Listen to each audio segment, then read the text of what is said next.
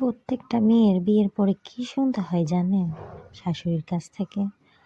আমার ছেলেটাকে অনেক কষ্ট করে আমি অনেক মানুষ করেছি, অনেক কষ্ট করে লেখাপড়া করেছি। তখন মনে মনে ভাবি, আমাকে মনে হয় আমার মা অনলাইনে অর্ডার করেছে। তো আমাকে পালতে আমার একটু কষ্ট হয়নি। জাস্ট অর্ডার করে সে পাইছে, আর আপনার গুণধর একটা ছেলের সাথে টুপ করে বিয়ে দিয়ে দিয়েছে। তাই না শাশুড়ি মা? কি মনে করেন কোনো ভেজাল আছে কথায়? আহারে আমার শাশুড়ি মা। আপনারা কি বলেন কমেন্ট করেই জানাই। মেয়েরা কি আমার সাথে একমত?